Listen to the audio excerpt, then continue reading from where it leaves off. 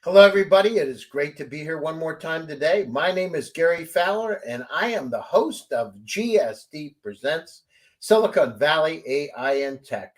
I'm a serial entrepreneur and investor. I've done 17 startups and 2 unicorns. I was involved in the original management team at Click Software, which was sold to Salesforce for $1.35 billion, and also Yva.ai, an AI HR tech company that I founded with Dr. David Yang. We believe that intellectual capacity is evenly spread around the world and opportunities are not. I'm the CEO, president, co-founder of GSD Get Shit Done Venture Studios, premier AI and quantum venture studio located in the heart of Silicon Valley. With that, today I've got an incredible guest. Thish De Zoysa is going to talk about their perfect gift and a little bit about his background and the company and the kind of things they're doing to make the world a better place. With that, I'd like to bring Thish on board. Hey, Thish, good to have you here today. Hey, Gary, how you doing? A pleasure, and thank you for asking. So tell us a little bit about, I've never seen anybody that's gotten as many awards as you. The best prepaid product, best loyalty industry. I mean, how in the world did you get all these things?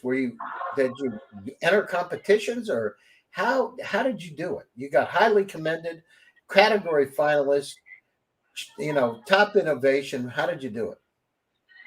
Okay, so first I think is to know that we only entered things which were of a credible nature, because there's a lot of awards out there.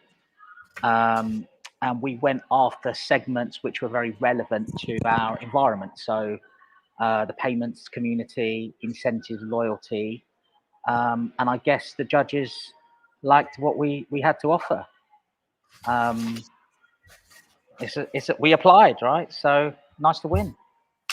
No, it's great. So how did you go from Reading, and where you grew up? Did you grow up outside of Reading, England, or where'd you grow up originally? You said the Ernest Bevan School, and then Tiffin. Is that in and around Reading, or where is that? Where are they?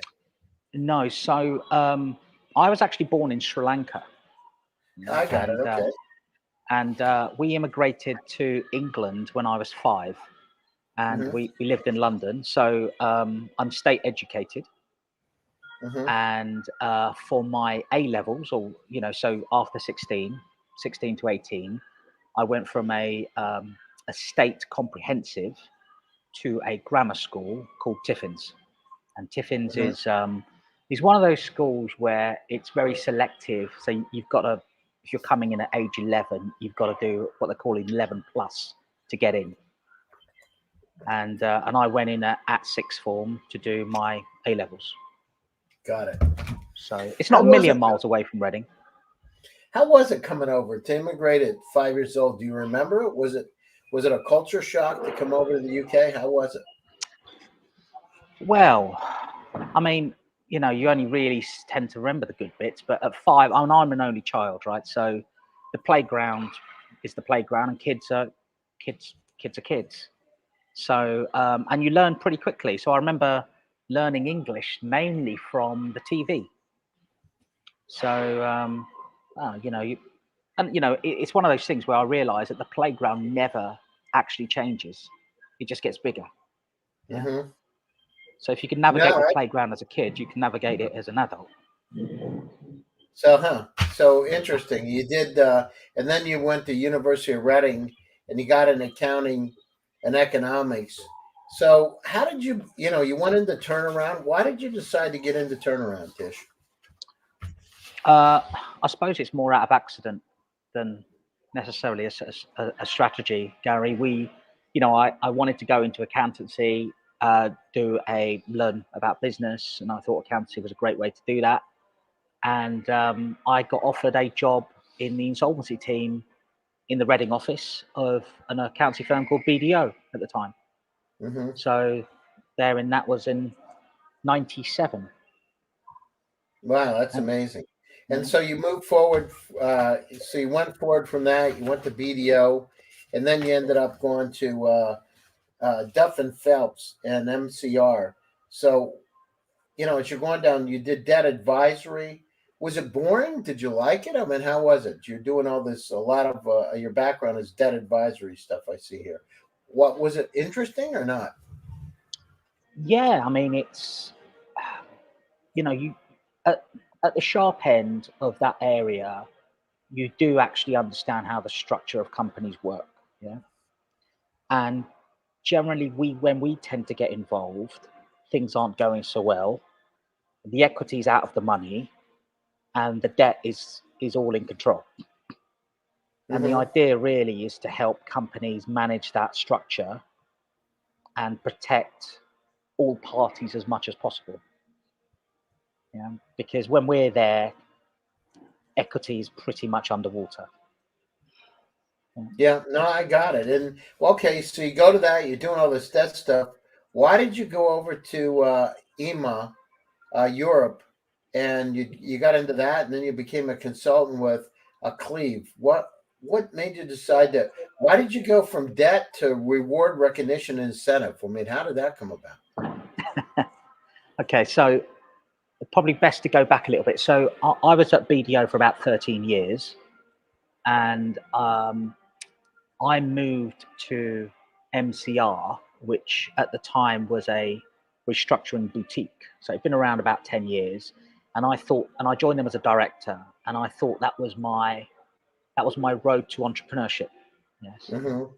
And whilst I was there, I had a little amount of equity in the business. We sold our business to Duff and Phelps, and at the time, D&P was a New York Stock Exchange listed investment bank. So now I became an investment banker, and we were by far the largest culture within the UK business.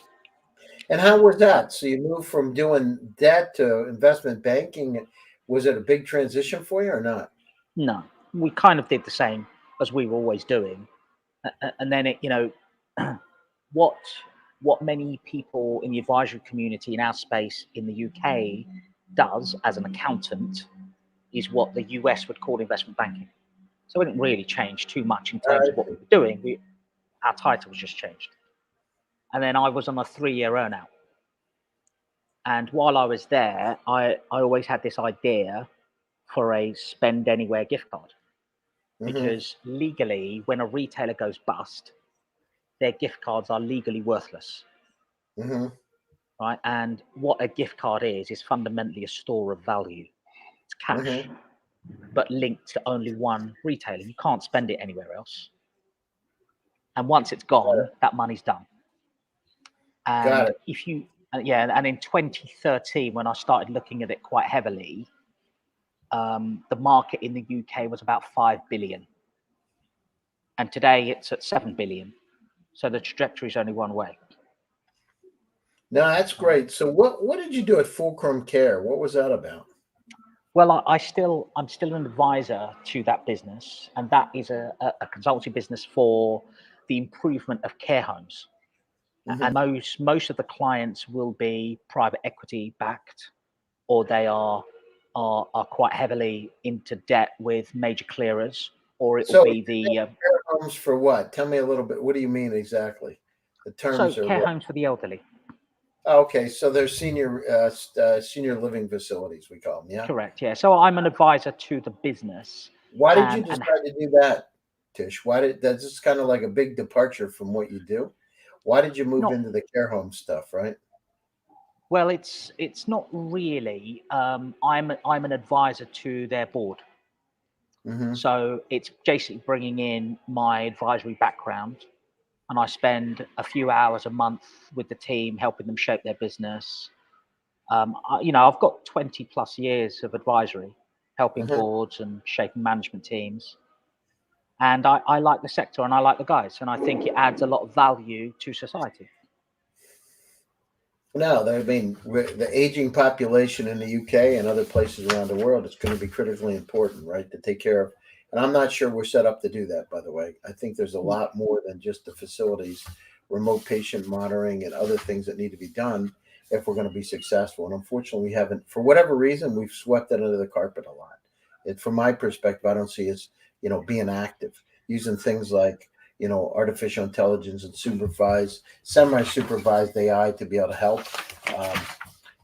When I went through that with my father had a stroke, and we set his room up, and we helped him. They said he was going to die in 7 days, and he lived 3 years and had a great quality of life and had a good time. So we got a lot of work, and as we get better and we improve our lives, we're going to live longer, and we want to live a quality of life. So those homes, those senior retirement facilities, nursing homes are going to be really critically important for each and every one of us. But okay, you did that. So tell us about their perfect gift. Now, tell us about how this works, and give us how did you brainstorm and come up with the idea? What are you doing today with it? And my audience is quite broad. How could they get involved in it, and what kind of things, if they're a company or they're individuals, what does it mean for them? So if you could tell us a little bit about that. Yeah, sure. So the tech stack we operate, and having created this, is very similar to what people currently call neobanks. Yes. And I suppose the biggest one in the US would be called Chime. And then around in Europe, you've got people like Tell us about what a N26. neobank is, Thish, because many of my audience members don't know. Tell us what a neobank is. Sure. Okay. So neo effectively just means new. Of course. And How do they differ from NatWest Bank? What's the difference between a neobank and a brick and mortar bank? Sure. So most of these things aren't actually banks. Yes. I don't know where this term came from, Gary. It's a bit like fintech. Yes. These things have just popped up, and I think it's largely driven by the popularity they've amassed and how much money they've raised to get this far. But many of them are running on prepaid rails, which is it's a regulated environment, but they're not actually banks. They cannot lend money. You're a bank if you've got a license, but many of them are using the tech structure for expense management or forex conversions or usage. And there's now millions of people that have in inverted commas, neobank card in their wallet. And they're popping up all over the place. And many of them don't make actually any money. Right? But nevertheless, some of them are unicorn status. Yes. Okay, super. So how do you play in that world? You say you're like a neobank. How are you like a neobank, and what are you doing? Well, we have the same tech infrastructure, but I'm a gift card, Gary. Okay. And we've created our environment. We've been around for about 8 years, and we've done it with 315,000 of investment. Yeah. We have a few million in revenues, and for the last 3 years, we've been profitable. Yes. We are a retailer, but like I said, the tech stack that we operate is not that similar to these guys. Okay. And we operate in a slightly different market. Plus, we have no institutional investors. Right? Most of the people in our environment are angels who've basically given up anywhere between £500 and 30,000, and they've got most of their money back. Yeah. And it's about understanding what gift cards actually are. So most retailers, in fact, every retailer should have a gift card offering, because what it is it's an acquisition vehicle.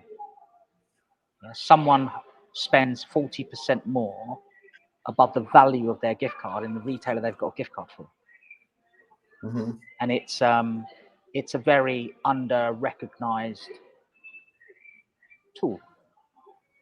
So, for example, Starbucks has around $1.4 billion at any one time on their gift cards. Oh my God, that's amazing.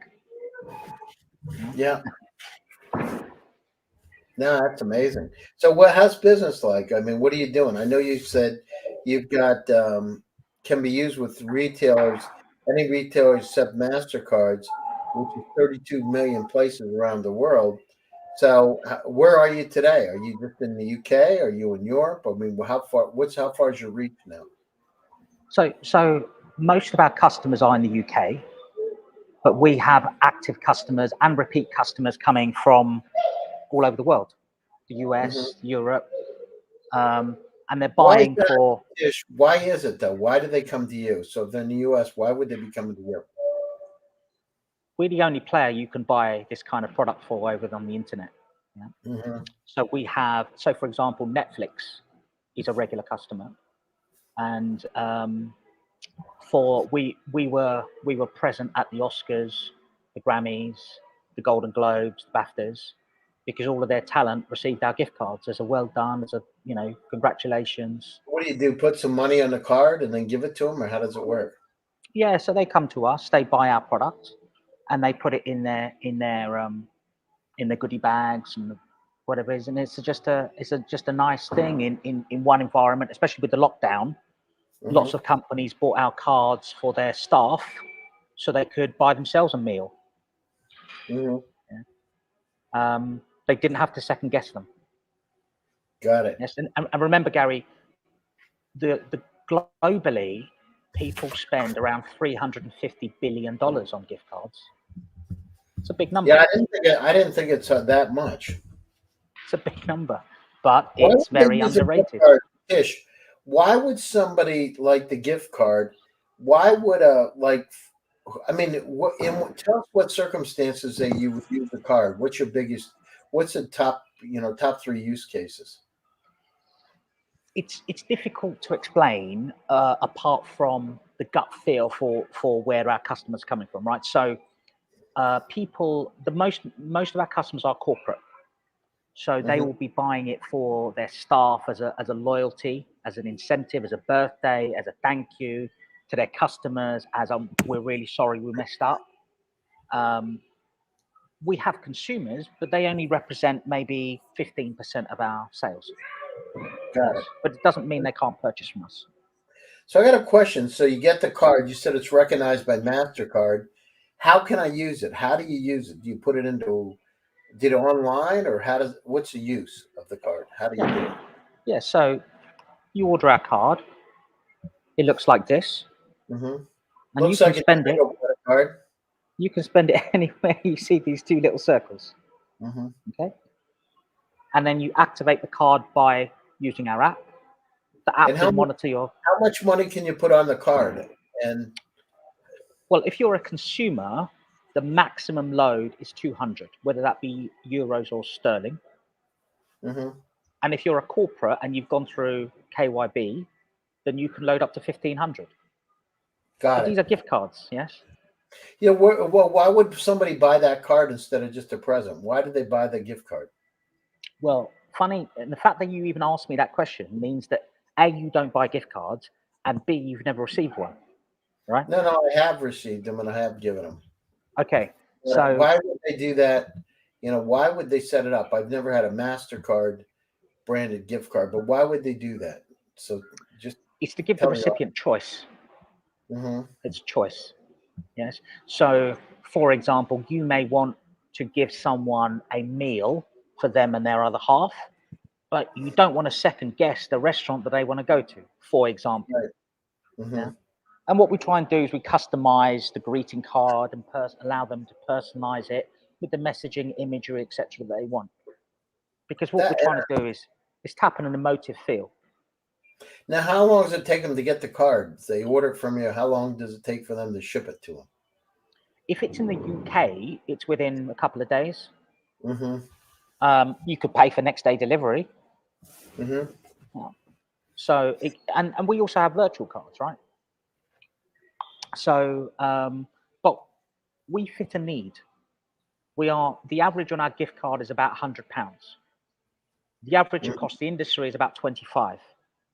Got it. Yeah. Oh, that's great. All right, super. So, listen, I know you got a lot going on. So, final closing thoughts, and how do people get a hold of you, Tish? Well, I'm very active on LinkedIn. I'd like to think I'm a bit approachable about it, but our business, whilst it might be gift cards, we actually launch a savings solution for our card holders, where we're offering them 3% return. Yes, and we have partnered with some of the largest retailers and grocers within the UK to begin with to launch that. And 50% of what we make, we're giving out to social impact causes, right? But our audience, it's only available to our audience, but our audience is organically growing all the time. What we're not doing is we're not spending investor money to acquire users or convert them into customers. Does that make sense? But yeah, yes, LinkedIn is probably my tipple. All right, sounds great. So LinkedIn's the best place to get a hold of you. You know, I appreciate you taking time out of your busy schedule. I know you got a lot of deep things that you got to work on today, and you know, our prayers are with you. So take Thank care you, of Gary. yourself. Appreciate it. Have a safe trip, and hope to speak to you soon. To my audiences out there, my name is Gary Fowler, and I am the host of GSD Presents Silicon Valley AI and Tech. And stay tuned for another exciting edition this Thursday. Stay safe, stay happy, and stay healthy. I will talk to you soon, and keep smiling.